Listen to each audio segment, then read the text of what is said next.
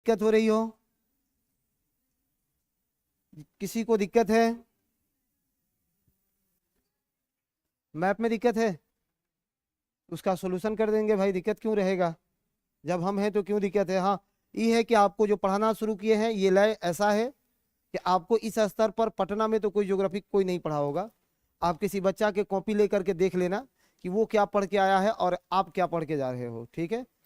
मतलब जो भी आपका हित मित्र सगा संबंधी कोई तो होगा ना आपके अगल बगल में, उसे एक बार कंपेयर करना कि तुम क्या पढ़े हो और हम क्या पढ़ रहे हैं, ठीक है?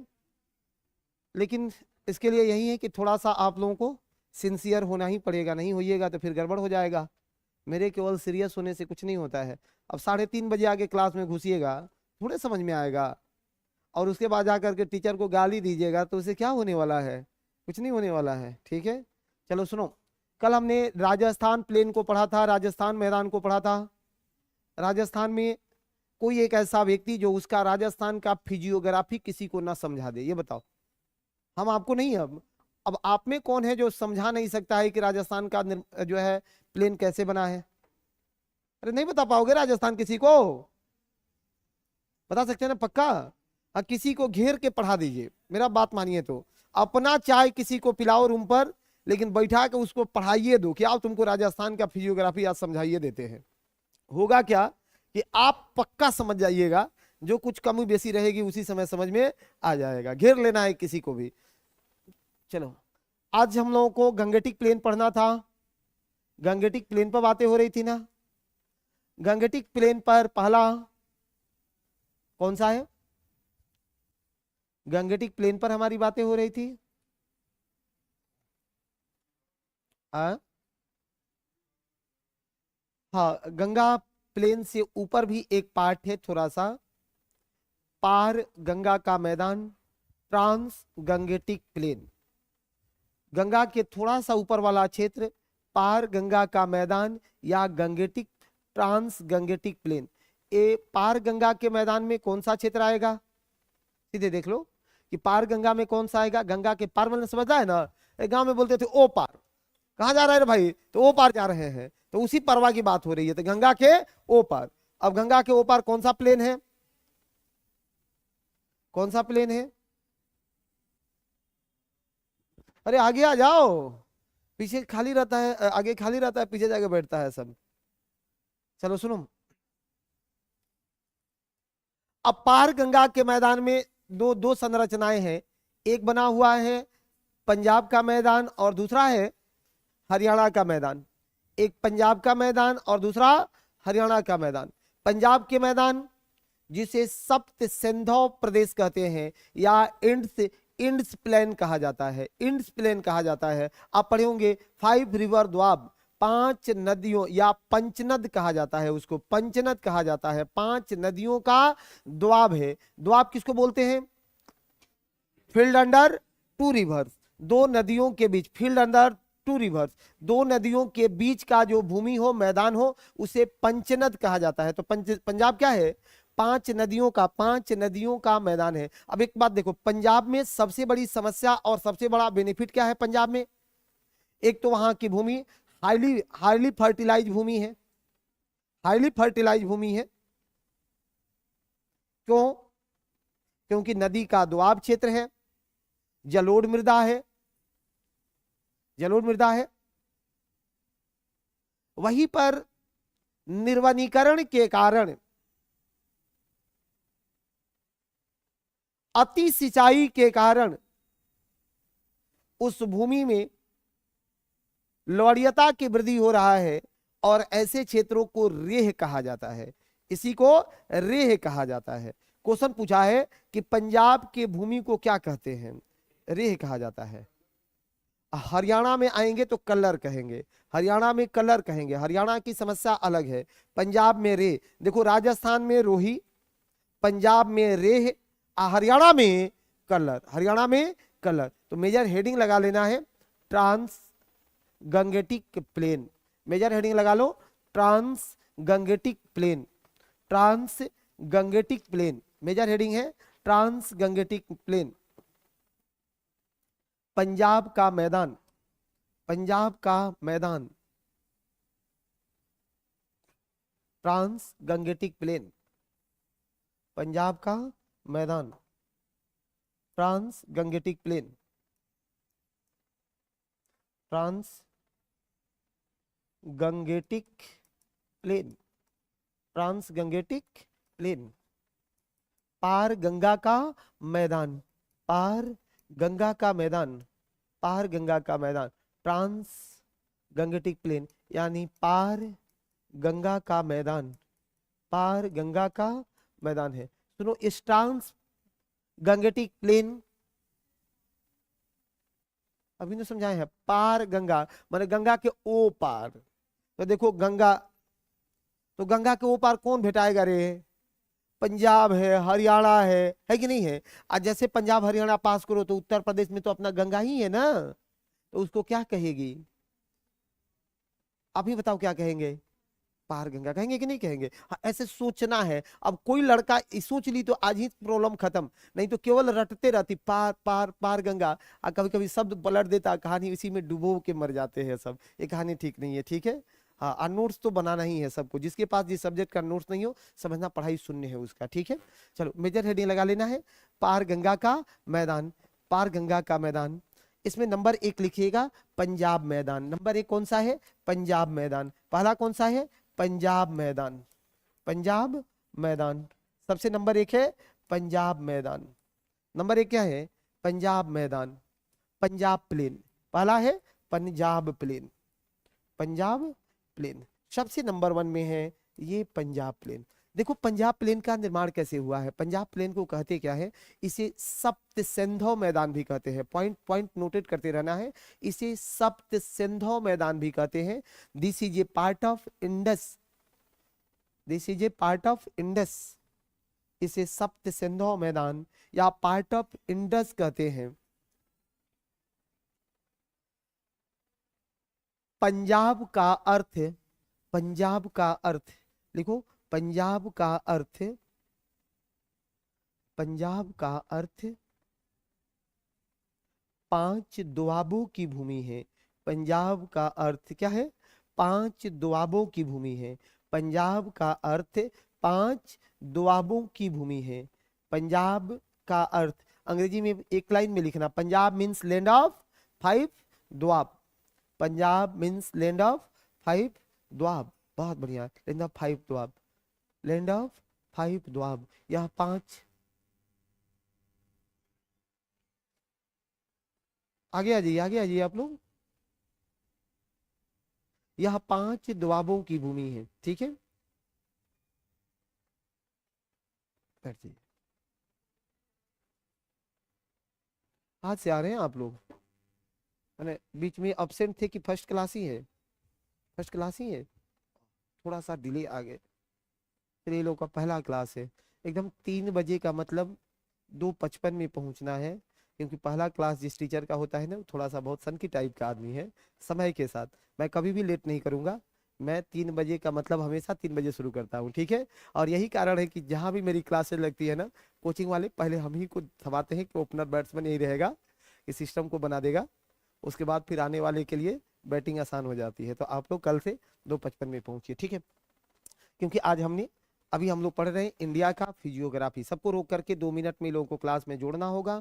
भारत पढ़ रहे हैं और भारत का फिजियोग्राफिक रीजन पढ़ रहे हैं। इसमें ना तो किसी शहर को पढ़ना है, ना किसी जाति को पढ़ना है, ना कोई फसल पढ़ना है, ना कोई व्यवस्था पढ़नी है, केवल पढ़ना है कि भारत का निर्माण हुआ कैसे हुआ है, ठीक है? इसमें हमने एक खंड पढ़ लिया है कि भारत के पूरे हिमालयी क्षेत्र का रीजन कैसे विकसित हुए, हिमालय में ट्रांस हिमालय कैसे इयोसीन काल से बढ़ करके और फिर टर्शियरी काल तक आगे बढ़ते बढ़ते इसका विकास हुआ है। दूसरा खंड हमने पढ़ा है राजस्थान का प्लेन कैसे बना, राजस्थान का मैदान कैसे बना। आज तीसरा बात हमने पढ़ना शुरू किया है, ट्रांस गंगेटिक प्लेन। अंग्रेजी मीडियम है कि हिंदी मीडियम?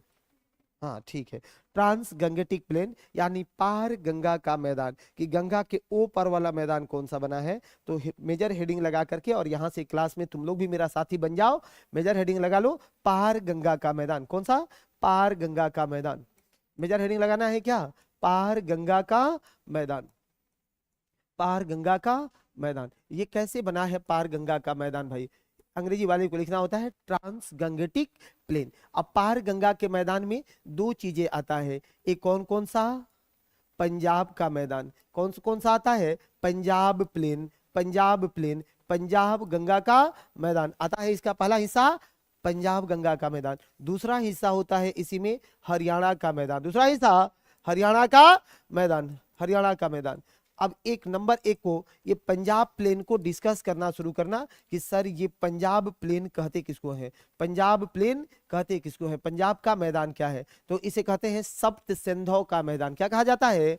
सप्त सिंधु का मैदान कहा जाता है। इसे पार्ट ऑफ इंडस कहा जाता है। यह 5 दोआबों की भूमि है, 5 नदियों की भूमि है। कौन सी 5 नदियां? तो अपवाह तंत्र में ज्यादा गहरा पढ़ाएंगे उसको कि वह 5 भूमि कौन कौन, 5 नदी कौन कौन सी है। तो इंडस, झेलम, चिनाब, रावी, सतलज और ब्यास, यही 5 भूमियों का जो दोआब क्षेत्र है, दोआब क्षेत्र है, वह पंजाब का क्षेत्र है। अब पंजाब क्षेत्रों में लिखते जाओ, लिखते जाओ, समझा दिया हूं। यह मैदान मुख्यतः नवीन जलोढ़ से, यह मैदान मुख्यतः नवीन जलोढ़ से, यह मैदान मुख्यतः नवीन जलोढ़ से बना है, न्यू एलुवियल सॉइल से बना है। यह मैदान किसे बना है? नवीन जलोढ़ से निर्मित है, न्यू एलुवियल सॉइल से इसका फॉर्मेशन हुआ है। Formation the Punjab plain in new alluvial soil, new alluvial soil, यह न्यू एलुवियल सॉइल से इसका फॉर्मेशन हुआ है, इसका फॉर्मेशन हुआ है साथियों। यह खादर क्षेत्र है, यह खादर क्षेत्र है, यह खादर क्षेत्र है, that is khadar, khadar zone, khadar zone, यह खादर क्षेत्र है, यह खादर क्षेत्र है। अब देखो जैसे ही खादर क्षेत्र, जैसे ही खादर क्षेत्र बढ़ेगा वहां की प्रकृति और प्रवृत्तियां क्या हो जाएगी मेरे दोस्त? अरे खादर आएगा तो उसकी प्रकृति क्या हो जाएगी? बिना समझे समझना कि वो उपजाऊ होगा और वहां वेटलैंड होगा। जैसे खादर मिलेगा वहां वेटलैंड होगा। वेटलैंड समझ रहे हो ना? आर्द्र भूमियां, वेटलैंड किसको बोलते हैं? आर्द्र भूमियां। तो जहां हर साल बाढ़ आता होगा, आर्द्र भूमि का विकास भी वही होगा ना। तो एक लाइन फटाफट लिखिए उसी में कि इस क्षेत्र में आर्द्र भूमियों का विकास हुआ है। लिखो, इस क्षेत्र में आर्द्र भूमियों का विकास हुआ है, वेटलैंड का विकास हुआ है, आर्द्र भूमियों का विकास हुआ है, आर्द्र भूमियों का विकास हुआ है। इस क्षेत्र में आर्द्र भूमियों का विकास हुआ है, आर्द्र भूमियों का विकास हुआ है। आगे बढ़ा दे, थोड़ा सा रुक जाओ। आर्द्र भूमि जब शब्द आ गया है, पता ना कब मिलेगा, आज इसको पढ़ा ही देते हैं चंद मिनट में। ये आर्द्र भूमि पर डिटेल्स देख लेना, डिटेल्स देख लेना मेरे भाई। 2 फरवरी 1971 को, 2 फरवरी 1971 को, 2 फरवरी 1971 को एक ईरानी शहर है, ईरानी शहर है कौन सा? रामसर। ईरानी शहर है रामसर, ईरानी शहर है रामसर, रामसर। इसी रामसर में एक सम्मेलन हुआ था, जिस सम्मेलन में इस आर्द्र भूमियों को वेटलैंड के संरक्षण के लिए, वेटलैंड के संरक्षण पर नीतियां बनी थी कि वेटलैंड का संरक्षण किया जाना चाहिए, वह आर्द्र भूमियों का संरक्षण होना चाहिए। क्यों इन आर्द्र भूमियों का संरक्षण होना चाहिए? क्यों होना चाहिए? हाँ सुनो, ये क्यों होना चाहिए फटाफट देखिएगा। क्यों होना चाहिए? एग्जाम यही पर है कि सर इसका इसलिए होना चाहिए क्योंकि ये जैव विविधता का सबसे ज्यादा विकास इन्हीं क्षेत्रों में हुआ है। बायोडाइवर्सिटी के क्षेत्र है ये सब, जैव विविधता से उच्च क्षेत्र है, सबसे ज्यादा प्रजातियां इन्हीं क्षेत्रों में पाई जाती है। तो इसलिए उनको बचाने के लिए इस वेटलैंड क्षेत्रों का कंजर्वेशन होना चाहिए, संरक्षण होना चाहिए। दिक्कत है? इस वेटलैंड क्षेत्र का संरक्षण होना ही होना चाहिए। और इसी के संरक्षण के क्रम में भारत में भी जितने भी वेटलैंड है उन सब के संरक्षण की काम हुआ और हो रहा है। हर साल विश्व स्तर सूची पर इसका लिस्ट भी आता है कि कौन कौन क्षेत्र जो है वेटलैंड क्षेत्र है। तो भारत में कितने वेटलैंड क्षेत्र हैं? 80। भारत में कितने वेटलैंड क्षेत्र हैं? 80 है। 18 वेटलैंड क्षेत्र है। ये इस 80 में से सिर्फ एक क्षेत्र है बिहार में, सिर्फ एक क्षेत्र है बिहार में, एक साइट है बिहार में। कौन एक साइट है? हाँ, कांवरताल। कांवरताल, ये कांवरताल किस डिस्ट्रिक्ट में? जी हाँ, बेगूसराय में। बेगूसराय में अभी 5 को करंट में जुड़ा है, पहले 75 ही था, तो तब ये 75 + 5 हुआ है। ये 5 कौन जुड़ा है? इसको जरूर याद रखना है, इसको जरूर याद रखना है, ठीक है। बस यही वेटलैंड है। आगे बढ़ाएं। हाँ, ये भारत में 1982 इसमें इसका जो है सहभागी बना हुआ था उस समय से कंप्लीट। चलिए आगे बढ़ाएं, कंटिन्यू करें। जहां हम लोग थे वहां फिर से पहुंचते हैं। आइए, पंजाब का मैदान लिखो, यह आर्द्र भूमियों का क्षेत्र है। यहां लिखना, यहां निर्वनीकरण, यहां निर्वनीकरण, निर्वनीकरण, डिजर्टिफिकेशन, निर्वनीकरण, डिजर्टिफिकेशन, वही अच्छा शब्द है, निर्वनीकरण के कारण, डिजर्टिफिकेशन अंग्रेजी वर्ड लिख लो, के कारण, due to desertification in north India channel erosion had taken place by a stream, फटाफट लिख लो, यहां निर्वनीकरण के कारण सरिताओं द्वारा, सरिताओं द्वारा, चैनल इरोजन है टेकन प्लेस, स्ट्रीम लिखो, टेकन है बाय स्ट्रीम, सरिताओं द्वारा, सरिताओं द्वारा नलिका अपर्दन हुआ है। कौन सा अपर्दन हुआ है? नलिका अपर्दन। इस शब्द को हाईलाइट करके रखना। ये कौन सा अपर्दन हुआ है रे भाई? नलिका अपर्दन हुआ है। ये शब्द क्यों हाईलाइट करना? क्वेश्चन पढ़िएगा तो समझ में आएगा। नलिका अपर्दन हुआ है, बता रहा हूं ना, नलिका अपर्दन हुआ है, जिसे चोंस कहा जाता है, जिसे चोंस कहा जाता है। चोंस, चोंस, जिसे चोंस, अंग्रेजी में भी चोंस, हिंदी में भी चोंस, अंग्रेजी शब्द भी चोंस, हिंदी शब्द भी चोंस। अच्छा लिख दे, बोर्ड पर लिख दे, इसे चोंस कहा जाता है। इधर देखो, चोंस कहा जाता है, अनुस्वार लगा के भी लिखता है कि चोंस कहा जाता है, इस क्षेत्र को चोंस कहते हैं। ठीक है, सुनिए, इसे चोंस कहा जाता है। और सब समझा रहा हूं ना। निर्वनीकरण क्या है? देखो यहाँ वनों की समस्या को लेकर के, वनों की कमी को लेकर के, सबसे ज्यादा वन वही तो है, हर कम वन तो उधर ही है, हरियाणा और पंजाब में वनों का अभाव है कि नहीं है? तो निर्वनीकरण के कारण सरिता, सरिता, सरिता मतलब नदी, नदी, नदी से जो अपर्दन हो, क्या बोलेंगे उसको? नलिका अपर्दन हुआ है। सरिताओं से जो अपर्दन हो, जैसे ये भूमि है, ये भूमि है ना, यहाँ से नदियां, नदियां प्रवेश कर रही है, इंटर कर रही है, और ये नदियां यदि इसे काट रही हो तो ये क्षेत्र क्या कहलाएगा? कि यहीं सरिता अपर्दन हो रहा है। और जो वहां पर ऐसे पूछेगा क्वेश्चन में कि पंजाब में निर्वनीकरण की समस्या को लेकर के निम्न में से जो पंजाब में निर्वनीकरण की समस्या के कारण जो मृदा अपर्दन हुआ है, उसे क्या कहा जाता है? क्या कहते हैं? चोंस कहते हैं। सेम क्वेश्चन इसी वर्ड में, इसी टाइप में लिख सकता है। दिक्कत है कि पंजाब में निर्वनीकरण के कारण जो मृदा अपर्दन हुआ है, उस क्षेत्रों को क्या कहते हैं? चोंस कहते हैं। और किससे मृदा अपर्दन हुआ है? उस मृदा अपर्दन का कारण क्या है? क्या कारण है? अरे उसको बोलते क्या है? नालिका अपर्दन। माथा फोड़ देंगे दीवार में लगा के। किस विधि से वहां इरोजन हुआ है? उस इरोजन का प्रोसेस क्या है? नलिका इरोजन हुआ है। दिक्कत है। अब ये 4 लाइन में क्वेश्चन बैंक की तरह भरा पड़ा है, लेकिन दिक्कत है कि वो अर्जुन कौन है जिसको मछली के आंख दिख रहा हो, नहीं तो किसी को चोंच दिख रहा है कि नहीं है? लगता है कि ये चोंच पढ़ाया है, बोकला वाला। चोंच नहीं है रे भाई, वो चोंच है। हाँ, जैसे रहोगे वही ना दिखेगा। चलो, फिल्म देखने कोनो जाता है तो देख रहा है, कोई आकर नया कपड़ा उसी टाइप का बनवा लेता है, कोनो गजनी कट कटवा लेता है, कोई डायलॉग पर रील बनाता है कि एकदम झुकेगा नहीं, है कि नहीं है? करता है कि नहीं है? तो किस टाइप का दर्शक बैठा है वो अपना डिसाइड करेगा। आगे बढ़े, क्या कहते हैं उसको? चोंस कहा जाता है। एकदम पैराग्राफ चेंज करिए, पैराग्राफ चेंज करो। जी हाँ, जी नहीं, बहुत अलग है। आगे आ रहे हैं ना, और नालिका नर्मदा दोनों अलग अलग बातें हैं मेरे दोस्त। नलिका सुनो, पंजाब का दक्षिणी पश्चिमी भाग अर्धशुष्क है, अर्धशुष्क है। पंजाब का दक्षिणी पश्चिमी भाग अर्धशुष्क है। The south western part of Punjab is semi arid. Punjab का दक्षिणी पश्चिमी भाग अर्धशुष्क है। किस स्थिति में है? अर्धशुष्क है। पंजाब का दक्षिणी पश्चिमी भाग ये अर्धशुष्क है, सेमी एराइड है, सेमी एराइड है, अर्धशुष्क है। जहां जहां मृदा में लवणता का विकास हुआ है, where salinity has developed in the soil, where salinity has developed in the soil, जहां मृदा में लवणता का विकास हुआ है, लवणता का विकास हुआ है, इसे रेह कहा जाता है, इसे रेह कहा जाता है। इन क्षेत्रों को क्या कहते हैं?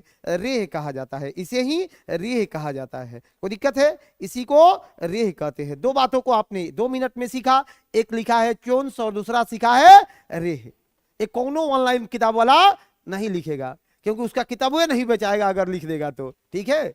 आना ये ऑनलाइनर मास्टर सबको बुझाएगा, बस की नहीं है। आगे एक पॉइंट और लगाओ, इसी में एक पॉइंट और लगाओ। यह काफी उपजाऊ मैदान है, काफी उपजाऊ मैदान है, हेवी फर्टिलाइज प्लेन है मेरे भाई, हेवी फर्टिलाइज प्लेन है, काफी उपजाऊ मैदान है, काफी उपजाऊ मैदान है, हेवी फर्टिलाइज प्लेन है, काफी उपजाऊ मैदान है मेरे दोस्त, काफी उपजाऊ मैदान है, हेवी फर्टिलाइज प्लेन है। एक शब्द लिखना उसी में, जानदार शब्द लगा लो, जो हरित क्रांति का केंद्र रहा है, जो हरित क्रांति का केंद्र रहा है, फटाफट लिख लो, यही पंजाब का मैदान हरित क्रांति का केंद्र रहा है, हरित क्रांति का केंद्र रहा है। सब जानते हो ना हरित क्रांति को?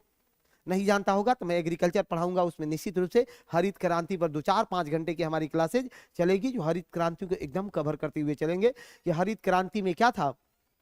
1966-67 में जो इसे शुरू किया गया, एम एन स्वामीनाथन के नेतृत्व में, इसने भारत को एक नई शक्ति और नई पहचान दिया है, नई पहचान दिया है। बहुत बड़ा आभारी है हम लोग एम.एस. स्वामीनाथन के, कि जो ये वही भारत है ना कि 1960 के दशक में भूखमरी के समस्याओं से ग्रस्त था, और हम अमेरिका जैसे देशों के सामने नतमस्तक हुआ करते थे कि सर गेहूं और कम से कम मक्का भी भिजवा दो कि हम लोग खा करके जिंदा रहे, नहीं तो मर जाएंगे। आज वही भारत है कि हम लोग विश्व के कहते हैं कि किसको कम हुआ है भाई, हम पहुंचा देंगे। बताओ, सबसे बड़ी जनसंख्या रख के भी एक्सपोर्ट कर रहे हैं, सबसे बड़ी जनसंख्या रख के भी खाद्यान्न का एक्सपोर्ट कर रहे हैं। किसका एक्सपोर्ट नहीं कर रहे हैं? चावल का भी कर रहे हैं, गेहूं का भी कर रहे हैं, अब विश्व में सबसे बड़ी जनसंख्या को खिला भी रहे हैं।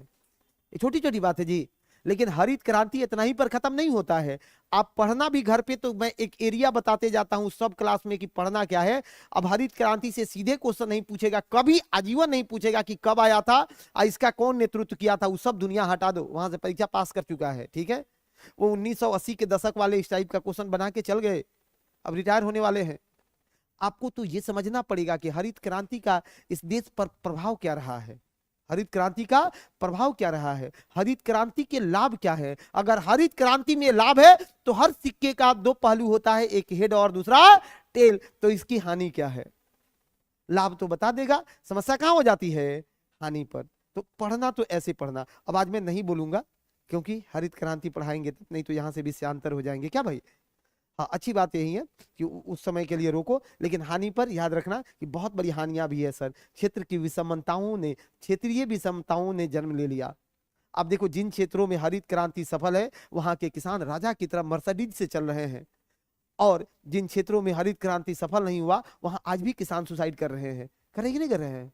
पंजाब में मर्सिडीज लेकर के किसान चलता है, वहां जब भी कोई मर्सिडीज निकल रहा हो समझना कि कोई लैंडलॉर्ड है भाई, किसान है, खेती करके आ रहा होगा। और हमारे यहाँ अगर किसी का धोती और कुर्ता फटा हो तो कहते हैं कि किसान होगा। ये क्षेत्रीय विषमता है कि नहीं है? ये क्षेत्रीय विषमता में कहीं ना कहीं हरित क्रांति का बहुत बड़ा योगदान रहा है, ठीक है। चीजों को ऐसे ऐसे सर्कुलेट कराना है। आगे बढ़िए, आगे लिखना हरियाणा का मैदान। नेक्स्ट क्या है? हरियाणा का मैदान, हरियाणा का मैदान, हरियाणा प्लेन, हरियाणा प्लेन,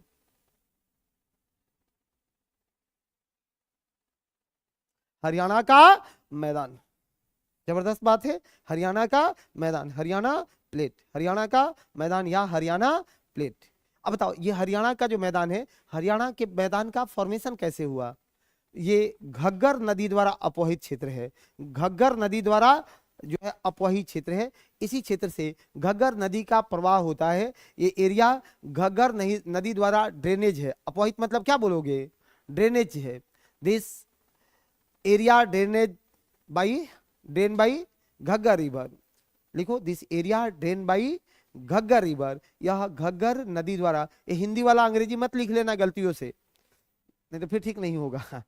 यह घग्गर नदी द्वारा अपवहित क्षेत्र है, घग्गर नदी द्वारा अपवहित क्षेत्र है मेरे भाई, घग्गर नदी द्वारा अपवहित क्षेत्र है। This area drain by the Ghaggar river, Ghaggar river, Ghaggar river, ठीक है। जिसे वैदिक सरस्वती नदी का अवशेष माना जाता है, जिसे वैदिक सरस्वती नदी का अवशेष माना जाता है मेरे दोस्त, वैदिक सरस्वती नदी का अवशेष माना जाता है।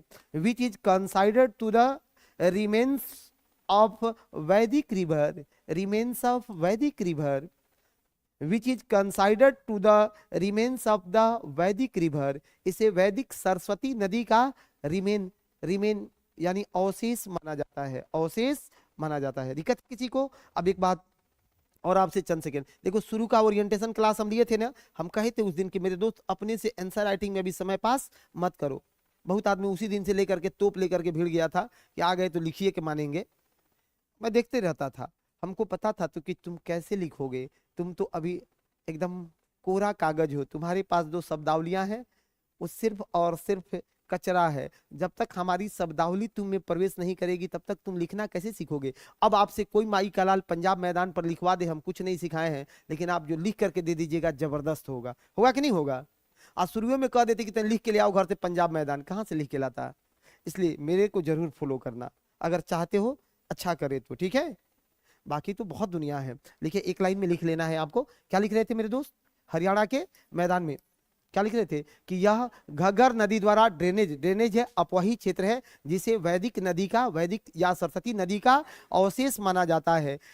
यह एक तस्तरी नुमा द्रोणी है, यह एक तस्तरी नुमा द्रोणी है। डिलीशियस बेसिन है, Haryana is a delicious basin, Haryana is a delicious basin. यह एक तस्तरी नुमा, डिलीशियस बेसिन है, तस्तरी नुमा बेसिन है। Haryana is a delicious basin, तस्तरी नुमा बेसिन है। यह एक डिलीशियस तस्तरी नुमा बेसिन है, तस्तरी नुमा बेसिन है, तस्तरी नुमा बेसिन है। यहाँ बलुई मृदा, यहाँ बलुई मृदा सैंड सॉइल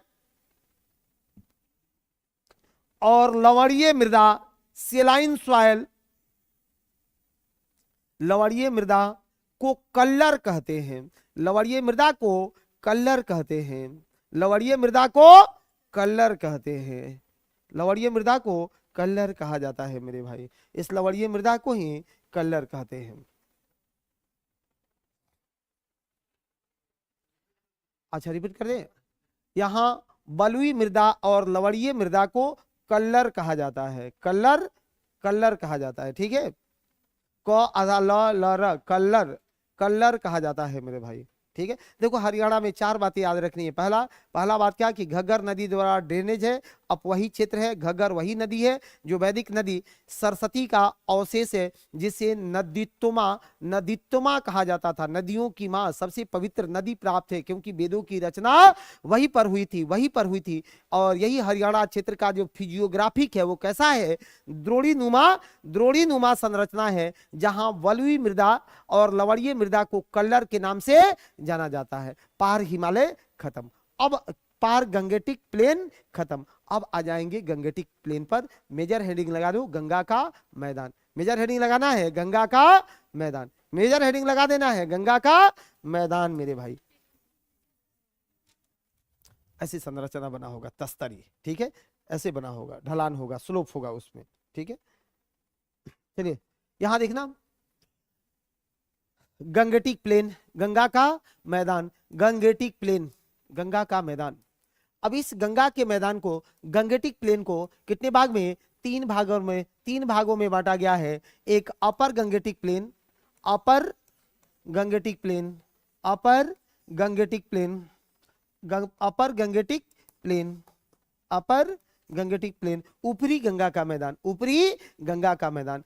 अपर गंगेटिक प्लेन को क्या बोलते हैं, ऊपरी गंगा का मैदान बोलते हैं। अपर गंगेटिक प्लेन को ऊपरी गंगा का मैदान बोलते हैं, ऊपरी गंगा का मैदान बोलते हैं मेरे भाई, ऊपरी गंगा का मैदान बोला जाता है। ये ऊपरी गंगा का मैदान है, अपर गंगेटिक प्लेन है, अपर गंगेटिक प्लेन है, अपर गंगेटिक प्लेन है। दूसरा मध्य गंगेटिक प्लेन है, मिन गंगेटिक, मिडिल गंगेटिक प्लेन है, मध्य गंगेटिक प्लेन है, मध्य गंगेटिक प्लेन है, मध्य गंगा का मैदान है। और तीसरा लोअर गंगेटिक प्लेन है, निचली गंगा का मैदान है। तीसरा क्या है, लोअर गंगेटिक प्लेन है, निचली गंगा का मैदान है। लोअर गंगेटिक प्लेन है, निचली गंगा का मैदान है मेरे भाई। तीन भागों में हमने बांटा, अपर, मिडिल और लोअर, अपर, मिडिल और लोअर। दिक्कत है किसी को, अपर, मिडिल और लोअर, फटाफट। ये बेस डिवीजन है किसका, गंगा का। इसमें कुछ नहीं है, अब इसके अंदर घुसना है, अंदर प्रवेश करना है मेरे भाई, सब अपडेट रहना। ऊपरी गंगा का मैदान, ऊपरी गंगा का मैदान, अपर गंगेटिक प्लेन, ऊपरी गंगा का मैदान, यह का अपर गंगेटिक प्लेन। इसको भी 3 भागों में बांटा जाता है, इसको भी 3 भागों में बांटा जाता है। अपर गंगेटिक प्लेन को 3 भागों में बांटा जाता है। थोड़ा सा पहले डायग्राम बनवा दे कि 2-4 लाइन इसको डील करा दे अपर गंगा मैदान को। अगर डायग्राम भी बना लोगे तो चलेगा, कोई दिक्कत नहीं है, तभी चलेगा जी। हाँ, पहले डायग्राम में बना लो। लिखो रोहिलखंड का मैदान, गंगा यमुना का दोआब, रोहिलखंड प्लेन, रोहिलखंड का मैदान, रोहिलखंड, रोहिलखंड का मैदान नाम सुना है कभी? हाँ, अपर गंगेटिक प्लेन को भी कितने भाग में? 3 भाग में बांटा गया है। ऊपरी गंगा के मैदान को कितने भाग में? 3 भाग में। ऊपर समझ रहा है ना, ऊपर जैसे उत्तर प्रदेश के तरफ, ठीक है।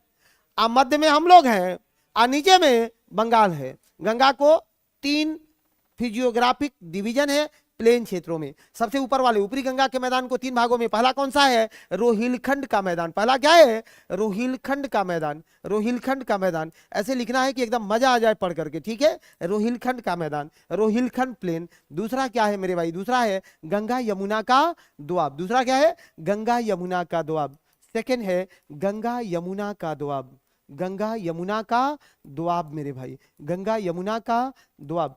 आज मैं यूट्यूब पर भी इंडियन ज्योग्राफी पढ़ाने वाला हूं। एमसीक्यू सब के सब जुड़ना, जरूर जुड़ करके देख लेना। एमसीक्यू होगा शाम वाले में 7:30 बजे, एमसीक्यू होगा। सारे क्वेश्चन इस जो है इंडियन ज्योग्राफी से ही उसमें रहेंगे। रोहिलखंड का मैदान, गंगा यमुना का दोआब, गंगा यमुना का दोआब। और तीसरा है गंगा चंबल का बीहड़, गंगा चंबल का बीहड़ नाम सुना है? गंगा चंबल का बीहड़ क्षेत्र, गंगा चंबल का बीहड़ क्षेत्र, बीहड़ क्षेत्र, बीहड़ क्षेत्र। इसको रोहिलखंड प्लेन अंग्रेजी में नाम है तो कोई दिक्कत ही नहीं है, नाम में कोई दिक्कत है जी लिखने में?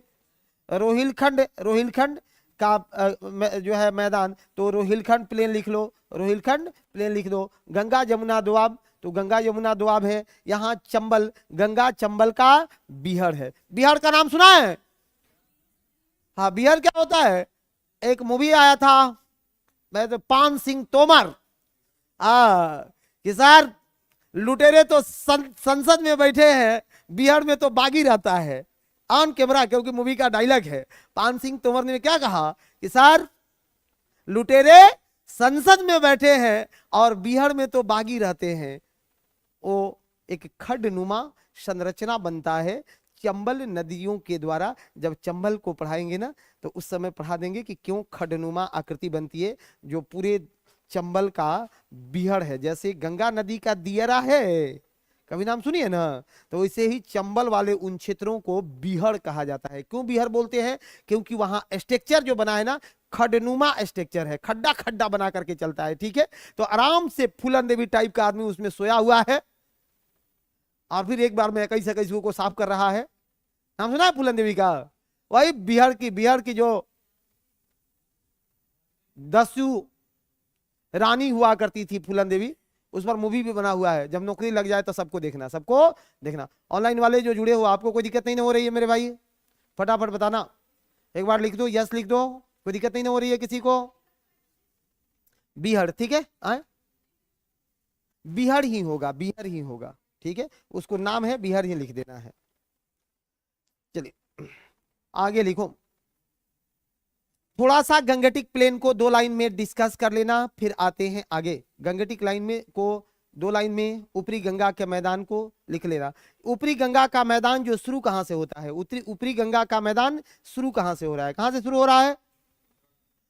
शुरू कहां से हो रहा है जी? नहीं सर, यह अंबाला कटक जहां है ना, तो ये अंबाला कटक से ऊपरी गंगा का मैदान शुरू होता है। क्वेश्चन आपसे क्यों नहीं पूछा जाए कि ऊपरी मैदान की पश्चिमी सीमा कहां है? तो अंबाला और दिल्ली, कटक के साथ ऊपरी मैदान का शुरुआत होता है। अब देखो मेरे भाई, अंबाला कटक कितना फेमस है, अब तुमको समझ में आएगा। कल हमने राजस्थान को पढ़ा था, याद है? तो राजस्थान का एक सीमा बाउंड्री कहां के लग रहा था? अंबाला कटक के पास लगा। आपने ट्रांस गंगेटिक प्लेन को पढ़ा, उसकी भी सीमा कहां करके लगी? अंबाला कटक में। और ऊपरी गंगा कहां से स्टार्ट हो रहा है? अंबाला कटक से। इसलिए अंबाला कटक निश्चित रूप से आपके इंडियन ज्योग्राफी के केंद्र में रहता है, इंडियन ज्योग्राफी का हिस्सा बना रहता है। अंबाला रीज को आप नहीं छोड़ सकते हो, ठीक है। तो लिखो, एक लाइन में लिखो, पश्चिमी सीमा दिल्ली अंबाला कटक, पश्चिमी सीमा यानी वेस्टर्न बाउंड्री, पश्चिमी सीमा दिल्ली अंबाला कटक, पश्चिमी सीमा दिल्ली अंबाला कटक, दिल्ली अंबाला कटक। अगला पॉइंट लगा करके लिखना, इस क्षेत्र का उच्चतम बिंदु, हाईएस्ट पीक, अंडरलाइन करके लिखना है क्योंकि ये बहुत बार पूछा है। ऊपरी मैदान का उच्चतम बिंदु, हाईएस्ट पीक कौन सा है? मुरादाबाद है। उत्तरी मैदान का उच्चतम बिंदु, हाईएस्ट पीक मुरादाबाद है। उत्तरी मैदान का उच्चतम बिंदु, हाईएस्ट पीक मुरादाबाद है। यह भी उपजाऊ मैदान है, यह उपजाऊ मैदान है, बहुत फर्टिलाइज मैदान है, उपजाऊ मैदान है साथियों, उपजाऊ मैदान है। पूरा गंगा मैदान, पूरा गंगा, तीनों गंगा को अभी एक साथ पढ़ रहे हैं जी। इसका ढाल किधर है? ढाल जरूर याद रखना, ढाल किधर है मेरे भाई? ढाल किधर है? अरे पकड़ लो, गंगा किधर बह रही है? तो सर वहां से गंगा का ढाल दिख रहा है कि दक्षिण और पूरब में है, दक्षिण और पूरब में। तो इसका ढाल किधर है? स्लोप किधर है? स्लोप डायरेक्शन, ढाल की दिशा साउथ ईस्ट में है, साउथ ईस्ट में, दक्षिण पूरब में हो। लिखो, इसका ढाल दक्षिण पूरब में है, इसका ढाल दक्षिण पूरब में है। इसके ढाल किधर है? दक्षिण पूरब में है, ढाल दक्षिण पूरब में है। बहुत अच्छे, इसका ढाल दक्षिण पूरब में है। इसके 3 भाग हैं, इसके 3 भाग हैं और तीनों भाग को हमने यहां लिखा है। रोहिलखंड का मैदान, गंगा यमुना दोआब, गंगा चंबल का बीहड़, गंगा यमुना, ठीक है। स्लोप डायरेक्शन साउथ ईस्ट, लिख लिए, ठीक है। ये 2 हिंदी के बीच में एक बैठी हुई है, ये दोनों भी अंग्रेजी है। आप लोगों का मीडियम कौन है? आपका? अरे एक बेचारी बीच में बैठी हुई है अंग्रेजी, ठीक है। अंग्रेजी वाले के पास बैठो, ठीक है। ढूंढ लो इसमें से ये कौन अंग्रेजी है, इसलिए बैठो उसके पास कि दोनों मिला करके कभी वैसी छूटे तो लिख लेगा, ठीक है।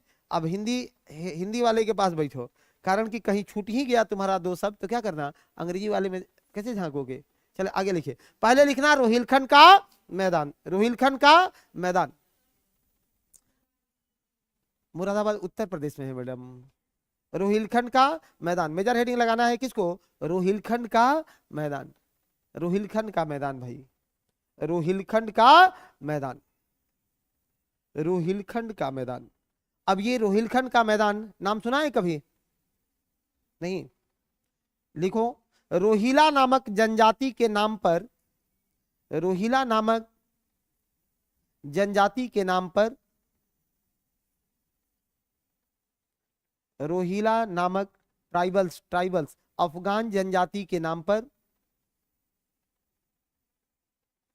The name of Rohilkhand as Afghan tribals Rohila, चेकरेट ऑन अफगान ट्राइबल रोहिला। अफगानी जनजाति रोहिला के नाम पर रखा गया है, रोहिला के नाम पर रखा गया है। क्या लिखे हो हिंदी वाले? रोहिला नामक अफगान जनजाति के नाम पर इस क्षेत्र का नाम रोहिलखंड रखा गया है, इस क्षेत्र का नाम रोहिलखंड रखा गया है, ठीक है। यह भी उपजाऊ क्षेत्र है, अब बाकी इसको अलग से कहीं लिखने की जरूरत नहीं है। उपजाऊ क्षेत्र है, ये आपको पता है, फर्टिलाइज है, कोई दिक्कत ही नहीं है, फर्टिलाइज क्षेत्र है। ढाल वहीं चलेगा, कौन सा ढाल? ये ढाल किधर? स्लोप किधर?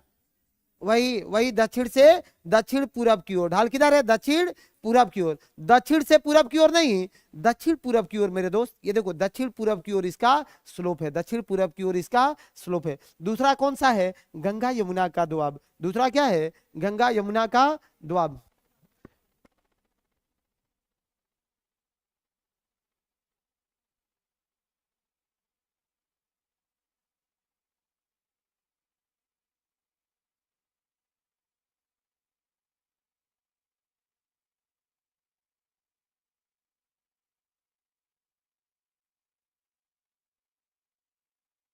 भी है, मतलब अगर आपको समझ में नहीं आएगा तो उसको ब्लेम आप किसको करिएगा, किसी को नहीं करिएगा, हमको करिएगा ना।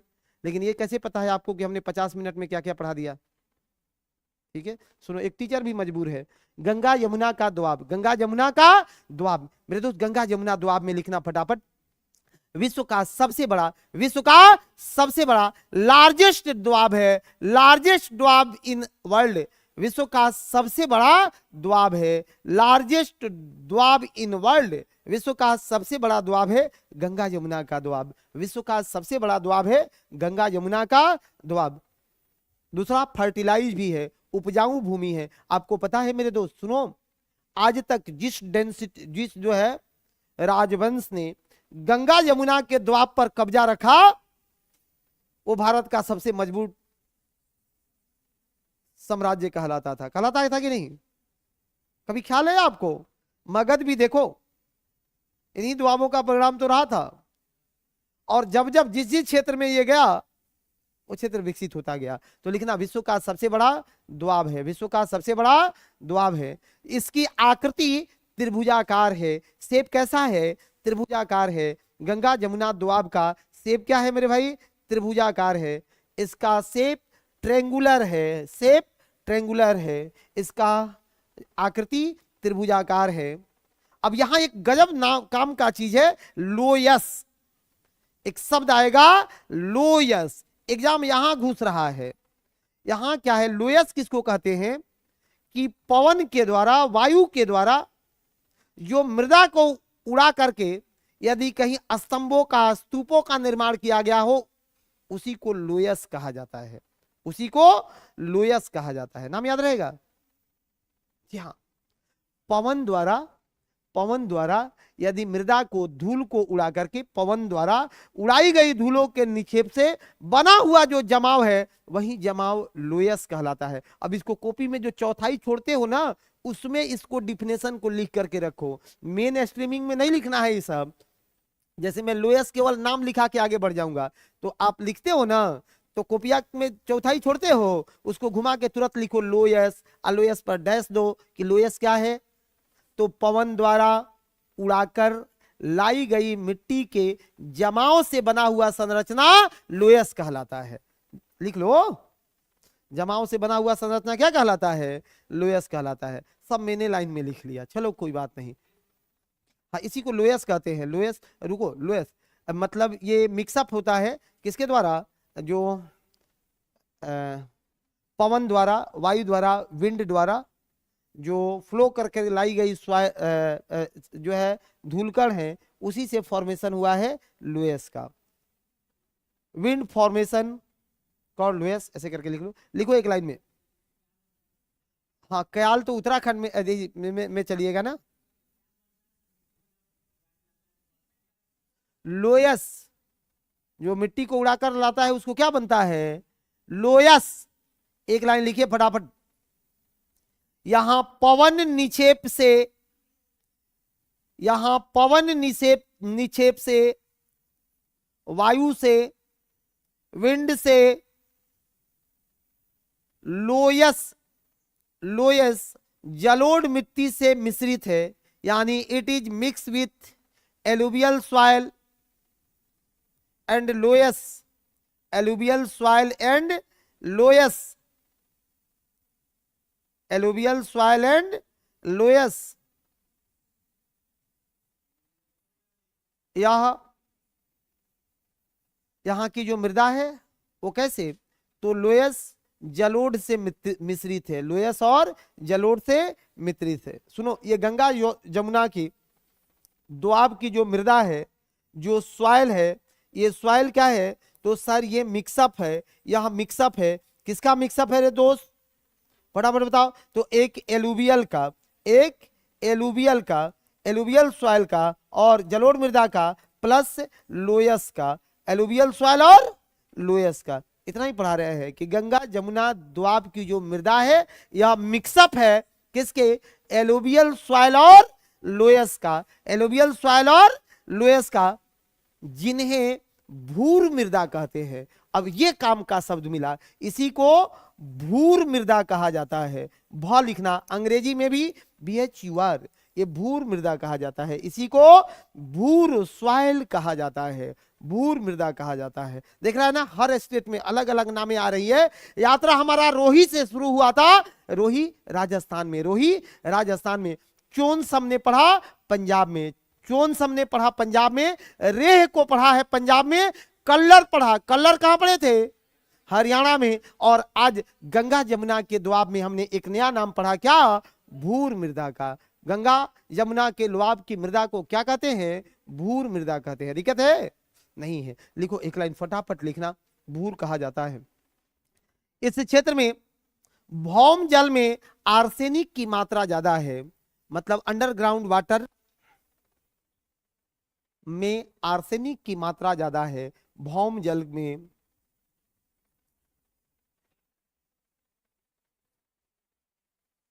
भौम जल में आर्सेनिक की मात्रा ज्यादा है, arsenic quantity is heavy in underground water, ठीक है, अंडरग्राउंड वाटर, भौम जल में आर्सेनिक की मात्रा ज्यादा है मेरे भाई, भौम जल में आर्सेनिक की मात्रा बहुत ज्यादा है। दिक्कत है, भौम जल में किसकी मात्रा ज्यादा है, आर्सेनिक की मात्रा ज्यादा है, भौम जल में आर्सेनिक की मात्रा ज्यादा है। और देखो इन्हीं क्षेत्रों से जो आर्सेनिक की मात्रा का विकास हुआ है, ये समस्याएं उत्पन्न कर रहा है, किस चीज में, कैंसर वगैरह के जनरेशन में। कल भी हमने बात किया था कि जिन जिन क्षेत्रों में आर्सेनिक की मात्रा जल में बढ़ा, उन क्षेत्रों में कैंसर जो है बड़े स्तर, लार्ज लेवल पर कैंसर हो रहे हैं। ठीक है, नेक्स्ट नेक्स्ट लिखना, कौन सा एक क्षेत्र है, गंगा चंबल का बीहड़, गंगा चंबल बीहड़, गंगा चंबल बीहड़, Ganga Chambal beehad plain, Ganga Chambal beehad plain, Ganga Chambal beehad plain. एक रुको, एक नाम लिखते हैं, नहीं अब इसको ऊपरी गंगा को गंगा नहीं लिख करके यहाँ थोड़ा सुधार लेना, यमुना चंबल बीहड़ लिखोगे तो ज्यादा सही है गंगा का मैदान, लेकिन इसको कहते हैं यमुना चंबल का बीहड़, वो भी सही था, लेकिन लिख लेना आज यमुना चंबल का बीहड़, यमुना और चंबल का बीहड़, यमुना चंबल बीहड़। अब इस क्षेत्र में सबसे बड़ी समस्या क्या है,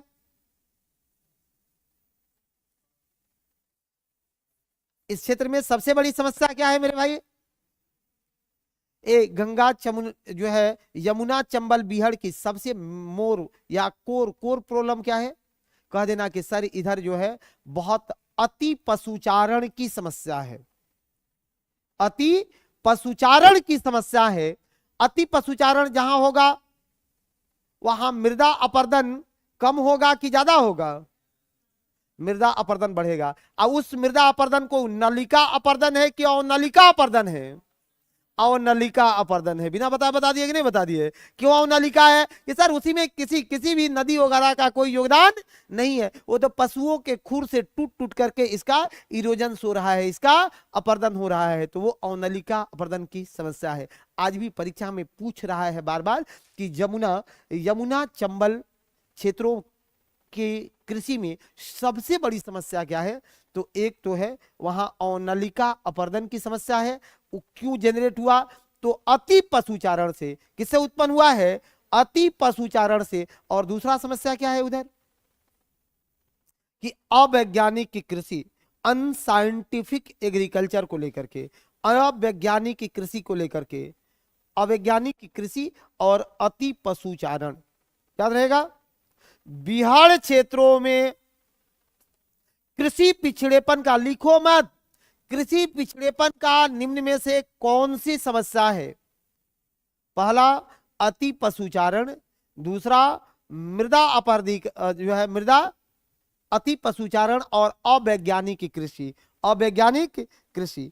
अब इसमें पूछेगा कि एक सही है, दो सही है, केवल एक सही है, ऐसा करके इनमें से कोई नहीं, ना तो एक ना दो। अब बता दीजिएगा कि दोनों कोर प्रॉब्लम है, दोनों कोर प्रॉब्लम है। ठीक है, अब बिहार का रीजन भी आपको दिख रहा होगा, सबको दिख रहा है ना बिहार, ठीक है, बाकी तो फिर पॉलिटिकल में देखेंगे। लिखो एक लाइन में, इस भाग में अति पशुचारण in this part due to animal grazing, animal grazing, due to animal grazing and unscientific farming and इस पार्ट में, इस हिस्से में, इस क्षेत्र में अति पशुचारण एवं अवैज्ञानिक कृषि, अति पशुचारण एवं अवैज्ञानिक कृषि। अच्छा, बहुत तेज बोलते हैं, धीमे धीमे पढ़ाना हमको आता ही नहीं है। मैं सब, अच्छा वॉल्यूम कम कर दे। हाँ चलो ठीक है, तेज वॉल्यूम रखते हैं तब नहीं एनर्जेटिक रहता है, नहीं तो सो जाता है सब क्लासे में आकर। यह सोने आया है, पढ़ने आया है। आप आते हो तो आपको पता है, आप सिर्फ पढ़ने नहीं आते हो, आपके साथ आपके अभिभावक का उम्मीद भी यहां पहुंचता है, आपके सपने यहां पहुंचते हैं, आपने जीवन में किसी से वादा किया है उसका वादा यहां पहुंचता है। और यदि इन सब के साथ जस्टिफाई नहीं किया जाए, न्याय नहीं हो, तो उसके एक भागी हम भी बनेंगे ना। तो एक क्यों, इसलिए हम चाहते हैं कि सब एनर्जेटिक रहो, ठीक है। और कभी भी जब आप अपने जीवन की अंतिम लड़ाई लड़ रहे हो ना, वहां पर मायूस होकर मत लड़ना, नहीं तो खुशी आती ही नहीं है। ये किसके पास जा रहे हैं? जो 24 घंटा रोता है, मायूस रहता है, उसके पास जाए। एक खुशी को भी बर्बाद करेगा। बिंदास होकर के लड़ते हैं। अभी कल परसों में एक आदमी का हम वीडियो देख रहे थे सोशल मीडिया पर, क्या जबरदस्त इंसान है, एकदम जबरदस्त इंसान है। उसका जहाज डूब रहा था और वो वीडियो बना रहा था, दुनिया कह रहा था भाई अब जा रहे हैं, मुस्कुरा रहा था। देखा था आप लोगों ने? अभी कल परसों में ट्रेन कर रहा था वो, उसका जहाज डूब रहा है और वो दुनिया को वीडियो बना के लाइव करके वाही कर रहा है कि जा रहे हैं, देखो आधी डूब गई, 70% डूबने वाली है, 80% डूबने वाली है। उनका जबरदस्त भाई, ऐसे लोग ही तो दुनिया को चला रहे हैं ना। और यहां तो बहुतों के माँ बाप इसलिए नहीं चढ़ने दे रहे हैं जहाज में कि डूब जाएगा। हम कहते हद हाल है भाई, बहुत नहीं चढ़ रहा है कि मर जाएंगे। अरे क्या कर रहे हो भाई, जहां इतनी चीजें चल रही है। तो ऐसे बिंदास लाइफ जीना है। मेरे इस कहानी का सार क्या है कि जो भी समस्या है दुनिया में, दुख किसको नहीं है? अरे कोई ऐसा है ही नहीं जिसको दुख नहीं है। अगर दुनिया में दुख नहीं होता ना तो बुद्ध महान होते ही नहीं। ये पता है आपको कि दुनिया में अगर दुख नहीं होता तो बुद्ध भगवान नहीं होते, क्योंकि उनका सारा उपदेश वे दुख पर है। बुद्ध का सारा उपदेश किस पर है? दुख पर है, कि दुख है, कारण है, निवारण है, इसका मार्ग है। दुनिया ने बुद्ध को भगवान बना दिया, पहला मानव जिनको भगवान के रूप में पूजा गया बुद्ध। तो दुख सबको है, इसलिए अपने दुख को किनारा करो। आज का मेहनत और संघर्ष ही कल रंग लाएगा, ठीक है? दिक्कत है किसी को? हाँ, जो भी समस्या, आज जो ज्यादा दुख देता हो उन चीजों को तुरंत जीवन में से हटा देते हैं। समझ रहा है ना? क्योंकि विद्यार्थी लाइफ में सबसे ज्यादा दुखी क्यों होता है लड़का सब, ये बेशक हमको पता है, ऑब्वियसली हम इससे परिचित है। समझ रहा है ना? हाँ, रात में नहीं खाएगा मंजूर है, उसके लिए कोई दुख नहीं है। लेकिन क्यों दुख होता है? जहां ज्यादा दुख मिले वो जीवन में कभी सुख दे ही नहीं सकता है, तुरंत वहां से स्विच करना है। क्या जी? हाँ, उसे हटाओ। क्योंकि अब तुम लोग एसडीएम और डीएसपी के रास्ते पर चल दिए हो। अगर एक मीटर को नहीं सलट रहे हो तो कल ऐसा ऐसा रोज मीटर आएगा टेबल पर, है कि नहीं है? भावुक नहीं होना है। बहुत भावुक हो रहा है कि सर हम भी इसी के पीड़ित है। एकदम इस पीड़ा में नहीं जाना है कि नहीं है? एकदम नहीं जाना है। माना कि वो जख्म दुनिया के सबसे गहरे जख्म है, लेकिन क्या करोगे, उसको बुना तो तुम ही है ना, है कि नहीं है? और जब बुना है तो फिर निकलेगा कौन? तो निकालने के लिए हम आपके साथ हैं। कोशिश मेरा रहता है कि निकलो, है कि नहीं है? आज सब निकल जाओ, क्योंकि जब तुम प्रोफेशनल हो जाओगे तो फिर कोई भी चीज तुम पर हावी नहीं होगा। कब हावी होता है? जब इमोशनल होते हो। पता है आपको ना, प्रोफेशनल और इमोशनल में अंतर होता है। तो तुम प्लूटो को अपनाओ। अब तुम लोग जानते हो किसको अपनाते हो? तुम चाणक्य वाला में आ जाते हो, इधर वाला इंडिया वाला में। तुम प्लूटो को फॉलो कर लो।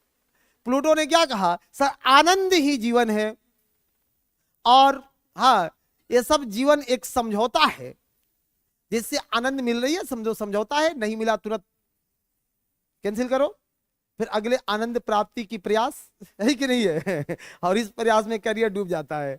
इसलिए अब थोड़ा ज्यादा हम नहीं बोलते हैं, क्योंकि काम ज्यादा पढ़ाने का होना चाहिए। लेकिन प्लूटो को फॉलो करो। आज देख रहे हैं ना, यूरोप की क्यों इतना डेवलप है, सुनो यूरोप क्यों इतना डेवलप है आज भी, मैं एक कारण बहुत अच्छे से समझता हूं।